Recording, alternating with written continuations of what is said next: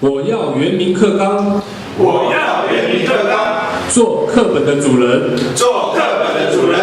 好，那我之所以会有哈曼尼嘎这个名字，是在我大学的时候才获得这样的一个名字。我们从名字来看，就可以得知到一件非常奇怪的一件事情：为什么到大学你才有原住民的名字？为什么你已经变成是一个成年人，你才有一个你才有办法拿到原住民的名字？过去为什么18年来我没有原住民的名字？这是一个身为一个原住民青年来讲，其实蛮悲哀的一件事情。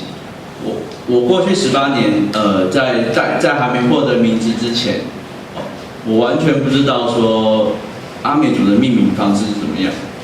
在课纲上里面也没有提到说每一个族群他们怎么样去命名。不要说自己族人不知道，甚至所有的原住民族也不知道彼此间到底是发生什么事情。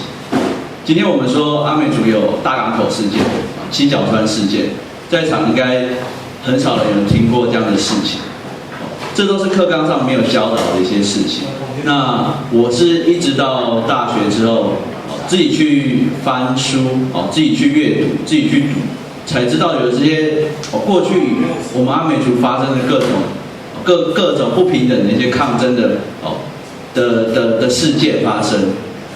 可是这些事情都没有在课纲上发生过，课纲上出现过，课本上出现过。我们只知道什么？我们知道徐蚌会战，我们知道什么？我们知道三国鼎立。那这些东西跟原住民有什么关系？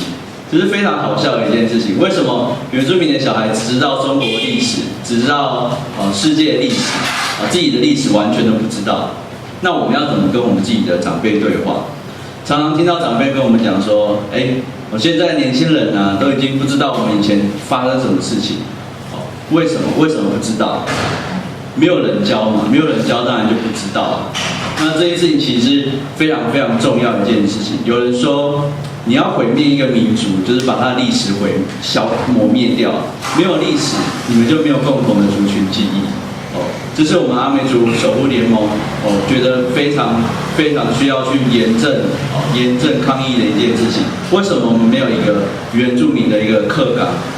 今天不要说微调啦，原本的课纲就有问题，我们还要抗议什么？我们根本连抗议的资格都没有。